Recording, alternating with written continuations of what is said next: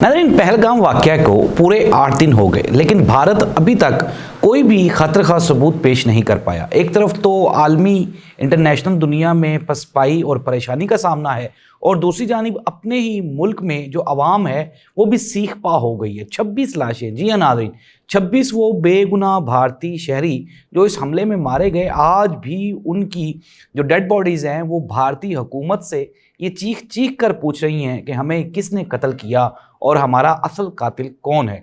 नाज़रीन, भारत और पाकिस्तान की जो कशीदगी है, इसमें चाइना ने भी खुल के अब एक बड़ा ऐलान कर दिया है। चाइना किसके साथ खड़ा होगा, और नाज़रीन एक बहुत बड़ी रिपोर्ट है जो हम आज के प्रोग्राम में शामिल करेंगे, और वो ये है कि अगर पाकिस्तान और भारत की जंग होती है तो पाकिस्तान के पास जो मिसाइल्स हैं वो भारत के किन किन शहरों पे हमला कर सकते हैं।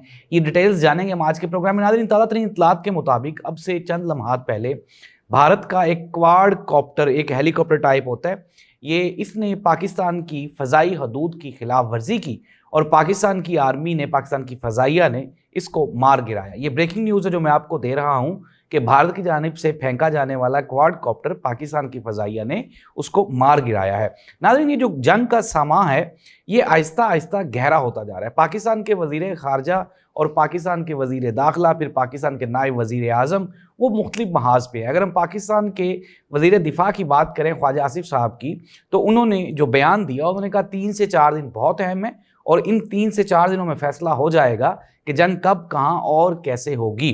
नाज़रीन, जो पाकिस्तान के नायब वज़ीर आज़म हैं और वज़ीर ख़ारजा भी हैं, इसहाक़ डार साहब, उनकी चीनी हम मनसब से बात हुई और उन्होंने चाइना को एतमाद में लिया। चीनी हम मनसब ने इसहाक़ डार साहब के साथ गुफ्तगू करते हुए कहा कि हम सारे मामले को देख रहे हैं। नाज़रीन, इससे पहले आपको याद होगा कि जिस दिन ये पहलगाम वाक़या हुआ था, चाइना ने उस दिन इसकी शदीद मज़म्मत की थी, लेकिन अब साथ ही साथ चाइना ने यह कहा है कि पाकिस्तान की दहशतगर्दी को रोकने के लिए जो कोशिशें हैं वो पूरी दुनिया को नज़र आती हैं। अगर पाकिस्तान और भारत के दरमियान जंग हुई तो हम ये फैसला करेंगे कि जो सही होगा, जो दुनिया के लिए बेहतर होगा, हम उसके साथ खड़े होंगे। साथ ही साथ चाइना ने यह भी कहा कि हम लोग चीज़ों को देख रहे हैं और कोशिश कर रहे हैं कि ये जो चीज़ें हैं, ये जो मामलात हैं, ये अफ़हाम व तफ़हीम से और बातचीत से ये हल हो जाएं। और साथ ही साथ चाइना की जानिब से एक बयान और भी आया जो भारत के लिए तशवीशनाक है। वो ये है कि चाइना ने भी ये इंसिस्ट किया और कहा कि अभी तक भारत की हुकूमत पाकिस्तान को कोई भी ऐसा सबूत फराहम नहीं कर पाई जिससे ये वाज़ेह हो सके कि ये जो पहलगाम अटैक है ये पाकिस्तान ने करवाया। तो नाज़रीन, ये है भारत की मौजूदा सिचुएशन। दूसरी जानिब भारत के अंदर इंटरनली जो भारत के रिटायर्ड आर्मी ऑफिसर्स हैं, अब वो भी सीख पा हैं, वो भी बोलना शुरू हो गए। उन्होंने कहा कि हमेशा की तरह भारत ने ये जो 26 लोगों की शहादतें हैं, ये जो अमवात हैं, इनको वेस्ट कर दिया है, और चूंकि ये डायरेक्टली पाकिस्तान पे बगैर सबूतों के हमने इल्ज़ाम लगा दिया। हालांकि उन्होंने कहा कि हमें चाहिए था कि हम अपने फ्लॉज को, अपने सिक्योरिटी जो लैप्सेस हैं, उनको हम कंसिडर करते, देखते, ताकि हमें ये पता चल सकता कि हम कहाँ पे कमज़ोर हैं। दूसरी जानब नाज़रीन, भारत में मुसलमानों की जो कम बख्ती है वो आ चुकी हुई है, खुसूसन जो मकबूजा कश्मीर के शहरी हैं, वो भारत में जिन जिन शहरों में हैं उनके ऊपर जुल्म और जबर किया जा रहा है। साथ ही साथ नाज़रीन, मैं आपको एक और ब्रेकिंग न्यूज़ दे दूँ कि भारत का जो जंगी जुनून है वो थमने का नाम नहीं ले रहा। भारतीय हुकूमत, जो मोदी साहब हैं, वो तमाम तर जिम्मेदारी पाकिस्तान पर डाल बैठे हैं और सबूत वो एक भी नहीं पेश कर पा रहे।